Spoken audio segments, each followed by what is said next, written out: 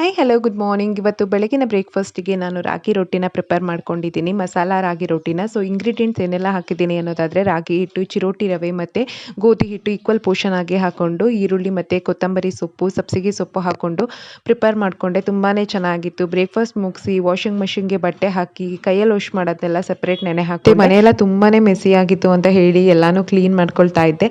ನನ್ನ ಮಗಳು ಒಂದು ಹಾಫ್ ಆನ್ ಅವರ್ ಬಿಡದೆ ಹೆಚ್ಚು ಮನೆ ಕ್ಲೀನಾಗಿ ಸಿಕ್ಕಿದ ಪೇಪರ್ ಎಲ್ಲ ಹರಿದು ಹಾಕೋದು, ಮತ್ತು ಅವಳ ಆಟ ಸಾಮಾನೆಲ್ಲ ಮನೆ ತುಂಬ ಹರಡೋದು, ಈ ಥರ ಹಾಗೆ ಆಗುತ್ತೆ. ಸೊ ಒಂದು ಹಾಫ್ ಆನ್ ಅವರ್ ಇರೋದೇ ಹೆಚ್ಚು ನಮ್ಮ ಮನೆ ಕ್ಲೀನಾಗಿ. ಮನೆಯೆಲ್ಲ ಕ್ಲೀನ್ ಮಾಡಿಕೊಂಡು ಮಾಪ್ ಮಾಡಿಕೊಂಡೆ. ಮತ್ತು ಇದು ಟ್ರಾಲಿ ಮೇಲ್ಗಡೆ ಇತ್ತು, ಅದು ತುಂಬಾ ಧೂಳಾಗ್ಬಿಟ್ಟಿತ್ತು ಅಂತ ಹೇಳಿ ಅದನ್ನು ಕ್ಲೀನ್ ಮಾಡಿಕೊಂಡೆ. ಮಂತ್ರಾಲಯಕ್ಕೆ ಹೋಗ್ತಾ ಇರೋದ್ರಿಂದ ಬೇಕಾಗುತ್ತೆ ಅಂತ ಹೇಳಿ.